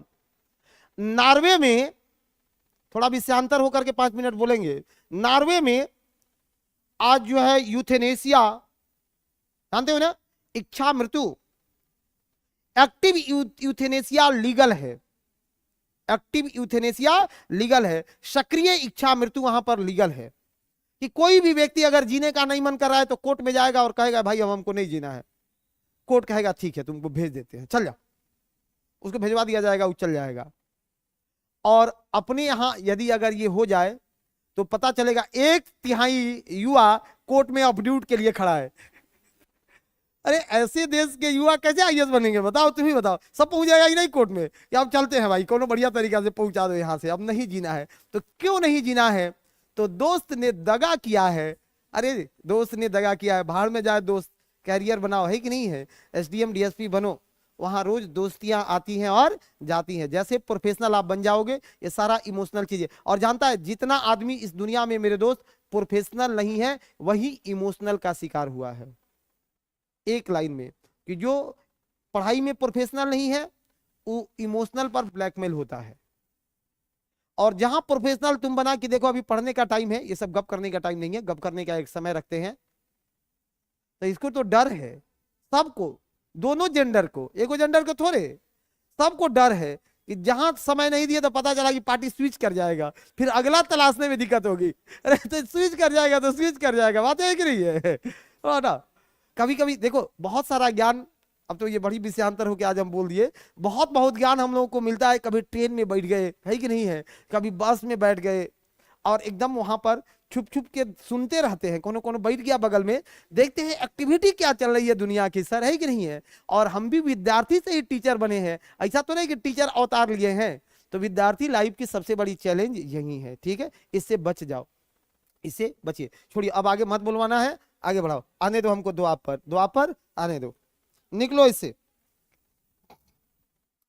घर में आज के तारीख में ही जाके जो तुमको पसंद है, डीएसपी और एसडीएम, इन दोनों के साथ अपना नाम लिख करके और आज ही लगा दो। जैसे ही ये दोनों के साथ तुम्हारे दीवार पर तुम्हारा नाम होगा, फिर तुम्हारा मन नहीं भटकेगा। जहां इधर उधर मन भटकेगा तो देखना, अरे वाह क्या ये जो है, कुछ नाम रख देते हैं कि श्यामू कुमार एसडीएम, क्या जबरदस्त बातें है कि नहीं है। इस टाइप की बातें करो, कभी दिक्कतें नहीं आएगी। लेकिन अभी से फंसना नहीं है, ठीक है, दिक्कत है, ठीक हो ना, हाँ चलो तब ठीक है, ज्यादा हंसना नहीं है ठीक है, हाँ नहीं तो कुछ आदमी ज्यादा हंस के और कोशिश करता है कि हम इससे मुक्त है सर, है कि नहीं है ऐसी वाली बातें नहीं करनी है सर, ये ग्रसित है कि, है कि नहीं है। कोई कितना भी बचे, 2-4 छिट्टे तो सब पर पड़े हैं जीवन में, है कि नहीं है। कोई डूब गया, कोई तैर के पार कर गया, लेकिन कोई कितना भी बचते बचते गया, 2-4 छिट्टे पड़ ही गए जीवन में, तो इसे कहाँ भागोगे। अब छोड़ो, ज्यादा बोलेंगे तो फिर ठीक नहीं है, इसलिए इसे बचने दो। हम भी कोशिश कर रहे हैं कि इस टॉपिक से बैक करें, लेकिन क्या करें ठीक है कि नहीं, लेकिन बैक हो ही नहीं पा रहे हैं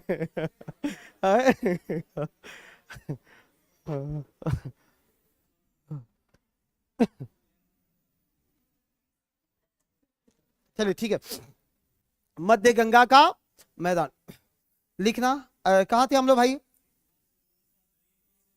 हाँ, यमुना चंबल बिहड़ भूमि, यमुना चंबल बिहड़ भूमि, आए क्या लिखा रहे थे भाई, हाँ, इस भाग में अति पशुचारण एवं अवैज्ञानिक कृषि के कारण अनलिका अपर्दन हुआ है। एनिमल ग्रेजिंग एंड अनसाइंटिफिक एक फार्मिंग, हाँ, अवनलिका अपर्दन हुआ है। अंग्रेजी में लिखना है फर्दर चैनल इरोजन, हाँ ठीक है। ए भाई, नलिका अपर्दन को मेरे दोस्त अंग्रेजी में चैनल इरोजन, अवनलिका को फर्दर चैनल इरोजन, याद रहेगा ना। अवनलिका को फर्दर चैनल इरोजन और नलिका को क्या लिख रहे थे आप, चैनल से इरोजन है, नदी सरिता इरोजन है, तो वो चैनल इरोजन है और ये फर्दर चैनल इरोजन है, और नलिका अपर्दन है, ये और नलिका अपर्दन हुआ है, जिसे जिसे बिहार प्रदेश का निर्माण हुआ है, फॉर्मेशन ऑफ बिहार प्लेन, जिसे जिसे जिससे बिहार प्रदेश का निर्माण हुआ है, बिहार प्रदेश का निर्माण हुआ है, बिहार प्रदेश का निर्माण हुआ है।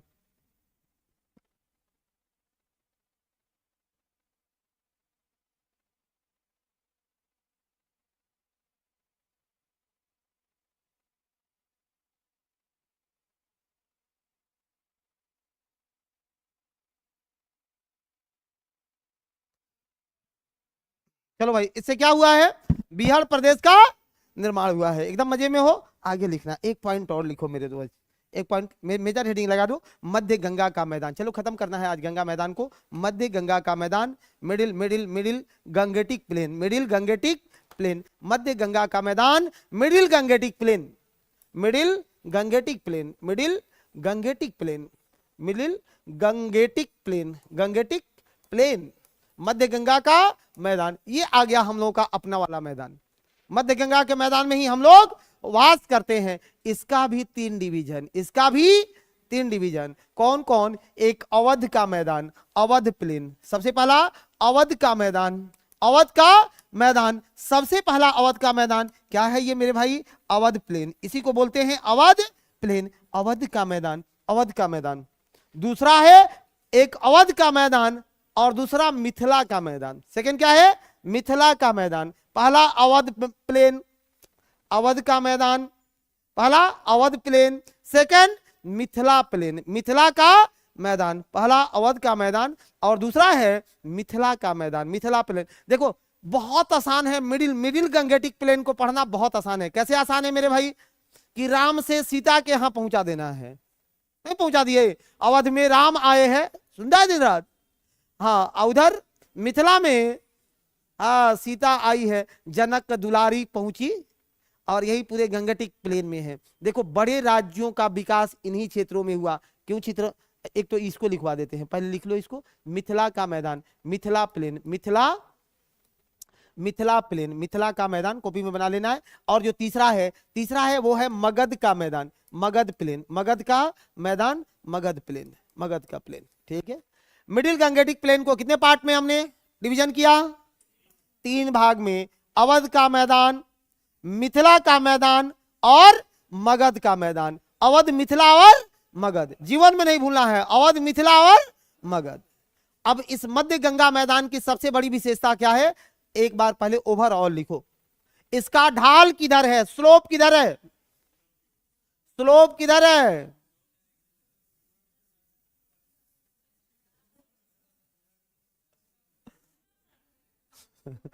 पूरब, केवल पूरब कहां, सुनो इसका ढाल किधर है, दक्षिण पूरब की ओर है सर। किधर ढाल है इसका, दक्षिण पूरब की ओर है। ढाल किधर है, दक्षिण पूरब की ओर है। देखो गंगा किधर बह रही है,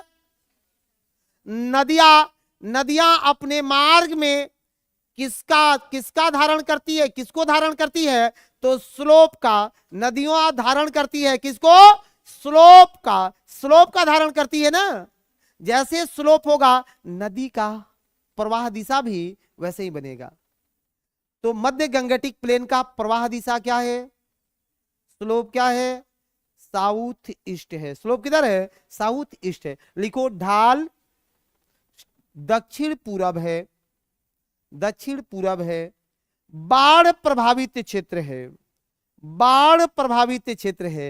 कौन सा क्षेत्र है ये, बाढ़ प्रभावित क्षेत्र है, बाढ़ प्रभावित क्षेत्र है, फ्लोड इफेक्टिव जोन, बाढ़ प्रभावित क्षेत्र है। तराई एवं खादर मृदा का विकास, सॉइल कौन सा है, तराई एंड खादर, तराई और खादर मृदा का विकास। अब कल के क्लास याद है आपको, भाबर तराई बांगर खादर, तो तराई एवं खादर मृदा का विकास। अब जैसे ही आप बताओ कि तराई आएगा तो मिट्टी उपजाऊ होगा कि अनुपजाऊ होगा? अरे सर, तराई क्षेत्र तो हाईली फर्टिलाइज जोन था। ठीक है, तो लिखो उपजाऊ मिट्टी, फर्टिलाइज सॉइल, फर्टिलाइज सॉइल, उपजाऊ मिट्टी। खेती किसका? खेती किसका इधर? हाँ, सब चीजों का, खाद्यान्न फसलों का खूब खूब खेती होता है। इसमें नंबर 1 लिखना, अवध का मैदान। अब आओ नंबर 1 हेडिंग लगाओ, अवध का मैदान। पहला कौन सा है? अवध प्लेन। फर्स्ट नंबर 1 क्या है? अवध प्लेन, अवध का मैदान। नंबर 1 क्या है? अवध का मैदान, अवध प्लेन। पहला है अवध का मैदान, अवध प्लेन, अवध का मैदान। ये अवध का मैदान कहां से कहां तक? अवध का मैदान कहां से कहां तक? मेरे दोस्त फटाफट बताओ कि अवध सर कहां से कहां तक? क्यों नहीं बताएगा तुम लोग?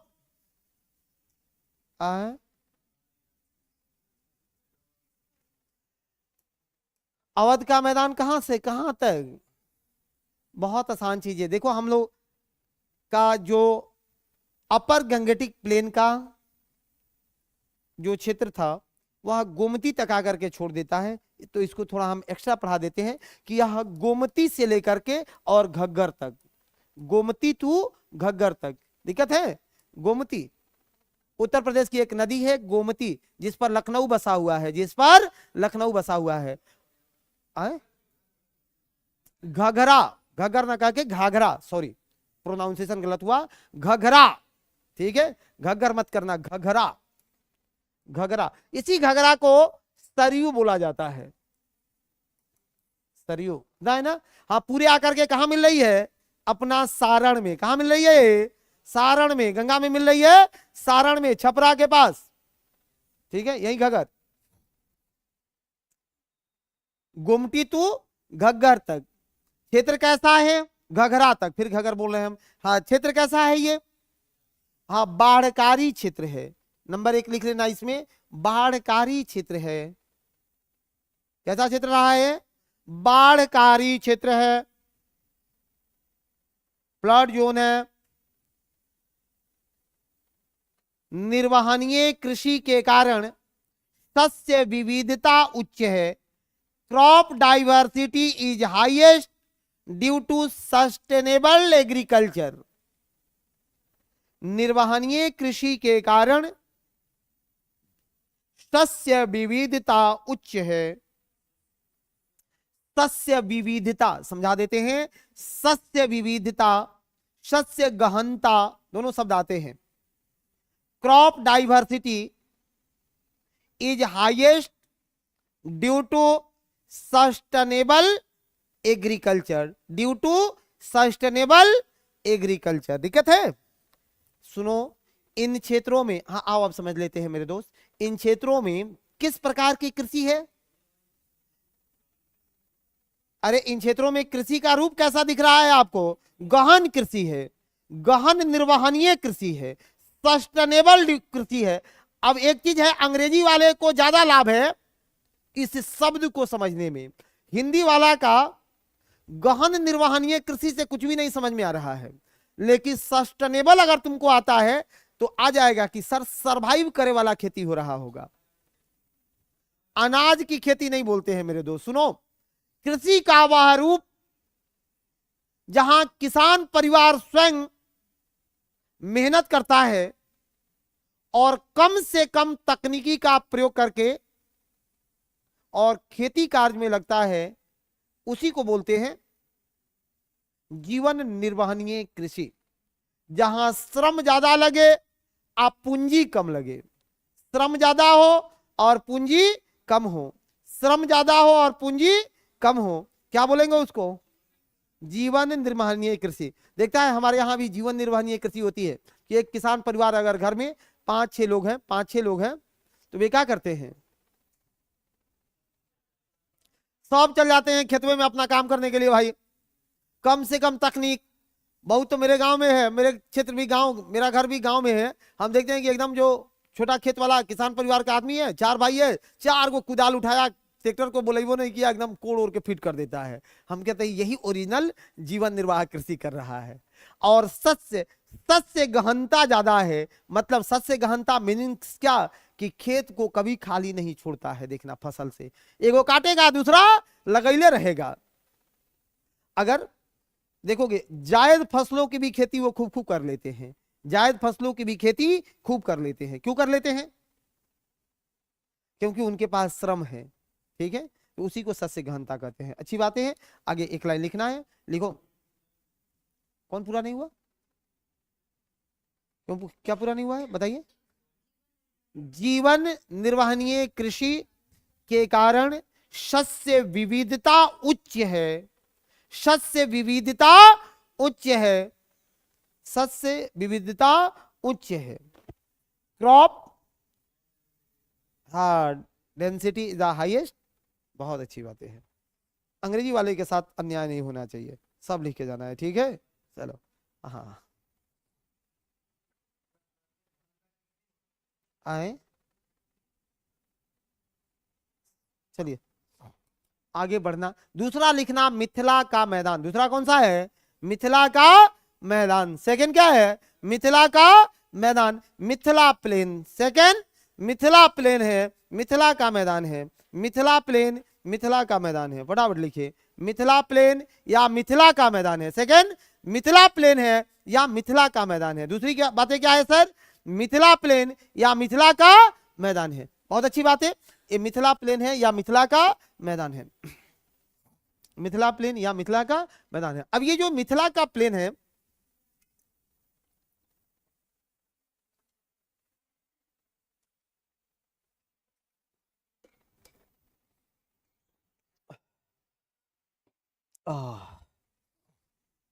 जो मिथिला प्लेन है, उस मिथिला प्लेन की स्थिति क्या है मेरे भाई? ये कहां से कहां तक है? मिथिला प्लेन कहां से कहां तक है? ना गंडक नहीं, गंडक से और उधर लेके चलिए, गंडक से और ऊपर लेके चलिए, कोसी तक। मिथिला प्लेन कहां से कहां? घगरा से कोसी तक। मिथिला प्लेन का एक्सपेंशन विस्तार कहां से कहां तक है? घगरा टू कोसी। लिखते जाओ, मिथिला प्लेन, मिथिला का मैदान, घगरा से कोसी तक, घगरा से कोसी तक। मिथिला प्लेन कहां से कहां? घगरा से कोसी तक है, घगरा से कोसी तक है मेरे भाई। मिथिला प्लेन घगरा से कोसी है, घगरा से कोसी तक है। अब इधर का स्थिति बताओ कि क्या स्थिति है? उत्पादकता कैसी है? हाँ एकदम हाईली, हाईली जो है रिप्रोडक्टिव या प्रोडक्टिव, हाईली प्रोडक्टिव जो है ये सॉइल है सब। हाँ प्रोडक्टिविटी बहुत हाई है। उच्च या सर्वोच्च उत्पादकता, सर्वोच्च उत्पादकता, सर्वोच्च उत्पादकता। ये क्षेत्र तराई रीजन में आता है कि नहीं? देखो तो यही तो क्षेत्र तराई रीजन है ना। तराई रीजन के कारण भौम जल ऊपर होगा कि नीचे? ऊपर होगा। लिखो भौम जल, तराई वाला भौम जल कितना था? तराई का भौम जल कल हमने कितना पढ़ाया था? अरे तराई रीजन का भौम जल वाटर लेवल कितना? तराई लेवल में कितना पर पानी मिल जाएगा? कल ही पढ़ाए थे। हाँ 15 से 18 फीट। नहीं याद करने वाले बक्से नहीं जाएंगे, अभी 2-4 दिन बक्सा रहे हैं। 15 से 18 फीट भौम जल कहाँ है? 15 से 18 फीट को, 15 से 18 फीट को। भारत में फलों के बगीचा नाम से प्रसिद्ध है, famous for garden of fruit. फलों के बगीचा, famous for garden of fruit. फलों के बगीचा नाम से सुप्रसिद्ध है, फलों के बगीचा नाम से सुप्रसिद्ध है, फलों के बगीचा नाम से सुप्रसिद्ध है। दिक्कत है? अब देखो इन क्षेत्रों में कितना बढ़िया मिल रहा है, आम मिल रहा है, लीची मिल रहा है, सब मिल रहा है कि नहीं मिल रहा है? असम में हम अच्छा अच्छा उत्पादन कर पाते हैं, कर लेते हैं ना।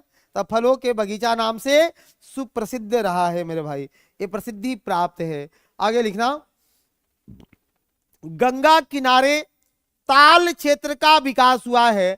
डेवलप द ताल zone along the bank of Ganga, along the bank of Ganga, Ganga के किनारे ताल क्षेत्रों का विकास हुआ है। कौन सा क्षेत्र विकसित हुआ है? इधर ताल क्षेत्रों का विकास हुआ है। ताल क्षेत्र किसको बोलते हैं? ऊंचू बोलता है, बहुत उपाय करेंगे चला। सुनो, अरे वैसा क्षेत्र सर जो 6 महीने तक जलमग्न रहता हो और 6 महीने के बाद जब पानी सिमटता हो तो रबी के मामले में बहुत हाई जो है प्रोडक्टिविटी है वहां पर। रबी फसल का बहुत हाईली उत्पादन होता है, उच्च उत्पादन होता है और रबी के लिए सबसे बेहतर क्षेत्र है। कल ही हमने ताल क्षेत्र पर चर्चा किया था। तो इन्हीं क्षेत्रों में ताल भूमि का विकास हुआ है, ताल क्षेत्रों का विकास हुआ है। अब दिक्कत है किसी को? जी हाँ, अरे वही क्षेत्र है मोकामा वाला, गंगा के किनारे किनारे ये ताल क्षेत्र ही विकसित हुआ है। ठीक है, अब ताल क्षेत्र की सबसे बड़ी विशेषता क्या है? हाँ, रबी क्षेत्रों की कृषि के लिए समृद्ध है। रबी क्षेत्र की कृषि के लिए बहुत समृद्ध है, बहुत उच्च है। रबी क्षेत्रों की कृषि इन क्षेत्रों में किया जाता है। सर्वाधिक जनसंख्या घनत्व है, सर्वाधिक जनसंख्या घनत्व है, हाईली पॉपुलेशन डेंसिटी। सर्वाधिक जनसंख्या घनत्व है, सर्वाधिक जनसंख्या घनत्व है मेरे भाई, सर्वाधिक जनसंख्या का घनत्व है इन क्षेत्रों में। हाईली पॉपुलेशन डेंसिटी है, सर्वाधिक जनसंख्या का घनत्व है। कारण क्या है जनसंख्या घनत्व का? आय उपजाऊ था। हाँ, कहना कि सर लोगों के पास खाने पीने के लिए तो पूरे संसाधन थे, तब उनको दूसरा काम क्या था? जनसंख्या बढ़ाना, ये काम ना था। अब बढ़ा दिए, भड़का दिए, ही नहीं है चीजें। आज देखो कितना ब्लास्ट करी है ये क्षेत्र। पूरे विश्व का सर्वाधिक जनसंख्या घनत्व वाला क्षेत्र यही है। तो जहां संसाधन होगा वहां कोई दिक्कत ही नहीं है। आगे एक और लिखना है, फटाफट लिखो। मगध का मैदान, एक कौन सा क्षेत्र है? मगध का मैदान, लास्ट मिडिल गंगेटिक प्लेन में मगध का मैदान। पढ़ने रही, हंस रही है। मगध का मैदान, मगध का मैदान, मगध प्लेन। ये मगध प्लेन कहां स्थित है? The plain situated between Son and Ganga. यह मैदान, the plain situated between Son and Ganga, यह मैदान सोन और गंगा के मध्य अवस्थित है। सोन और गंगा के मध्य अवस्थित है यह मैदान। किसके किसके बीच? सोन और गंगा के मध्य अवस्थित है यह मैदान, सोन और गंगा के मध्य अवस्थित है, जिसमें छोटा नागपुर के खनिज, छोटा नागपुर के खनिज मिक्सअप द मिनरल्स, चाहे छोटा Nagpur minerals and alluvial soil. छोटा नागपुर के खनिज एवं जलोढ़ मिट्टी का मिश्रण है। छोटा नागपुर के खनिज एवं जलोढ़ मिट्टी का मिश्रण है। छोटा Nagpur mineral soil and alluvial soil का मिक्सअप है ये क्षेत्र, उसी का मिश्रण क्षेत्र है। दिक्कत है किसी को? इसी का मिक्सअप है, इसी के लिए मिश्रित क्षेत्र है। किसका मिश्रित क्षेत्र है? तो छोटा नागपुर के जो खनिज है और किसका? जलोढ़ मिट्टी का, एलुवियल सॉइल का मिश्रित क्षेत्र है। अब एक बात बताओ, यहां का मिट्टी उपजाऊ होगा कि अनउपजाऊ होगा?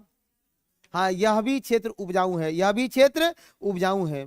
इस मैदान में आप देखोगे कि हजारीबाग से निकलने वाली नदियों का प्रवाह क्षेत्र है, ड्रेनेज जोन है। कौन सी नदी है?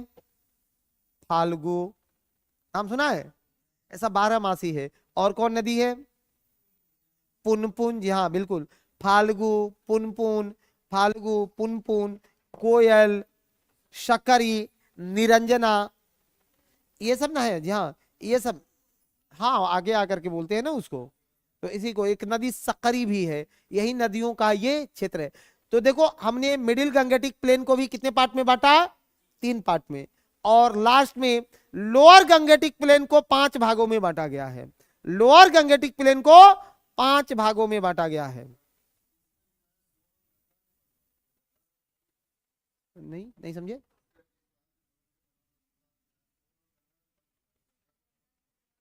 गंगा,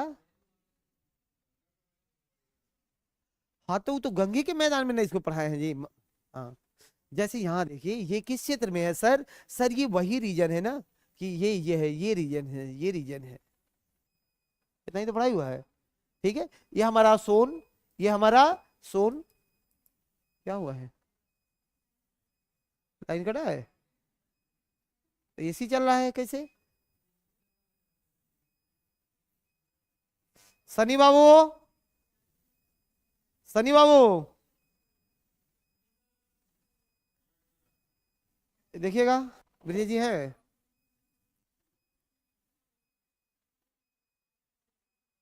खतरा नहीं ना है?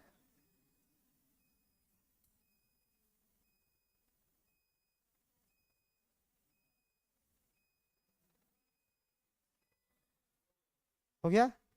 चलिए बहुत टाइम हो गया है। कौन बोला ये बात? कौन बोला? ईमानदारी से बताइए कि टाइम हो गया। कौन बोला है? अरे सही बताओ ना, कौन बोला है? ये कौन हौसला है? अरे सुनो, एक बता देते हैं, गांधी जी ऐसे ही महान थोड़े हैं, पूरी दुनिया पूजती है उस गांधी को। ब्रिटेन में गए, वायसराय ने कहा था लेनी लिथु को कि आपको मिलवाते हैं उस राजा से जो 15 देशों पर शासन कर रहा है, थोड़ा बढ़िया से कुर्ता पैजामा ये सब हटा दीजिए, धोती होती, और पहन लीजिए कोट पैंट वैंट, सब अच्छे से चल रहा है।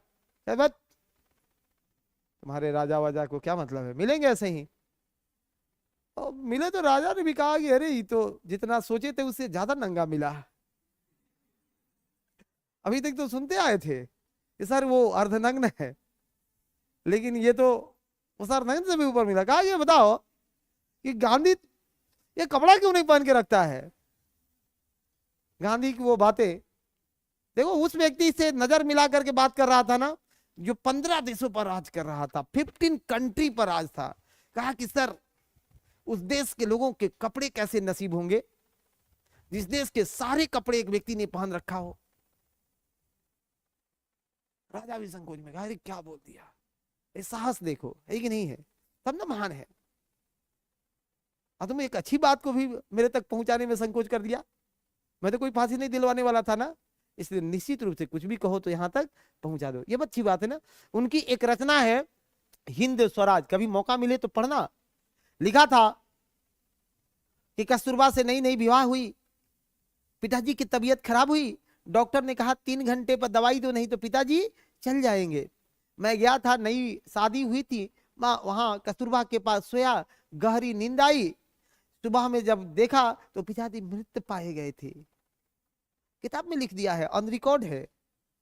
तो ये सत्य को स्वीकार करना भी बहुत बड़ी ताकत है। ठीक है, बहुत अच्छी बात है। और उम्मीद है हम लोग गंगा के मैदान को कल पढ़ेंगे। पहला गंगा द्वार पढ़ेंगे, उसके बाद चुआर पढ़ेंगे। द्वार, चुआर, पैरा डेल्टा, बारिंड, सुंदरबन, सुंदरबन, और 2 चीजें, 3 चीज कल के लिए अगर आपके पास कोई किताब हो तो पढ़ के आना। गंगा का मैदान, जी हाँ। अब ये